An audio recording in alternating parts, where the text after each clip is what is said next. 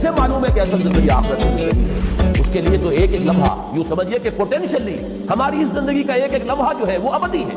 اس لیے کہ اس لمحے کا نتیجہ جو نکلنے والا ہے وہ اس زندگی میں نکلے گا جو ابدی ہے۔ تو نتیجے کے اعتبار سے ہماری یہ دنیاوی زندگی ابدی ہے، لہذا اس کا ایک ایک لمحہ قیمتی ہے۔ اس میں کون سا وقت ہوگا جو لغو کے حوالے کیا جا سکے، جو لغو میں بسر کیا جا سکے؟ یہ اعراض عن اللغو، جس کو حضور نے فرمایا ہے کہ من حسن الاسلام المرء ترکہ ما لا یعنی، ایک انسان کے اسلام کی خوبی یہ بھی ہے کہ ہر اس چیز کو چھوڑ دے جو لا یعنی ہے، جس کا کوئی فائدہ نہیں۔ ہمارا جو وقت بھی یہاں ہے یا تو ہماری ضروریات میں صرف ہونا چاہیے، مثلاً استراحت، نیند، آرام، یہ ہماری اس زندگی کی ایک ضرورت ہے، انسان اس کو اس میں لگا رہا ہے، یہ اپنے نفس کا، اپنے جسم کا حق ہے جو دے رہا ہے۔ پھر اپنے جسم کے تقاضے ہیں، پیٹ کھانے کو مانگتا ہے، اولاد کی پرورش ہے، معاش کی جد و جہد میں جو وقت لگ رہا ہے وہ بھی یقیناً ایک ضرورت کا وقت ہے، اس کے اندر صرف ہو رہا ہے۔ اس کے علاوہ جو وقت بچتا ہے اب اس کو صرف ہونا چاہیے، جیسے کہ حدیث میں آتا ہے کہ ایک مرتبہ انسان کہتا ہے سبحان اللہ،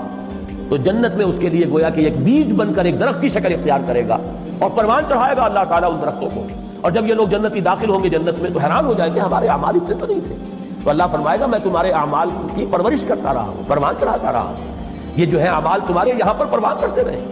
ایک ایک مرتبہ کا کہنا سبحان اللہ اور الحمدللہ اور اللہ اکبر، یہ در حقیقت جنت میں اپنے لیے ایک درخت لگوانے کے مترادف ہے۔ لہذا وقت کہاں رہ جائے گا بیکار ضائع کرنے کو، کسی ایسے کام میں تاش کھیلا جا رہا ہے۔ لغو جو ہے حرام کام کو نہیں کہتے، جن لوگوں کی یہ اوصاف بیان ہو رہے ہیں وہ کسی حرام کام میں، کسی معصیت میں ان کا جو ہے ملوث ہونا، اس کو تو گویا کہ ایک خارج از بحث شے ہے۔ اصل شے کیا؟ لغو شے، حرام تو نہیں ہے لیکن یہ کہ بیکار ہے، نہ اس سے دنیا کی کوئی ضرورت پوری ہو رہی ہے نہ آخرت کا کوئی نفع حاصل ہو رہا ہے۔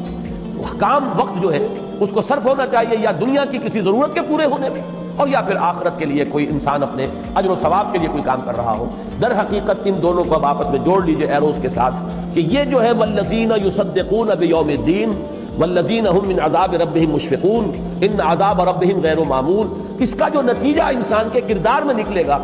اس کا ایک پہلو جو ہے والذین هم عن اللغو معرضون میں بیان کر دیا گیا، اگرچہ یہ ایک دوسرے کے مقابل نہیں آئی ہے لیکن یہ خلا جو ہے اس طور سے پر ہو رہا ہے۔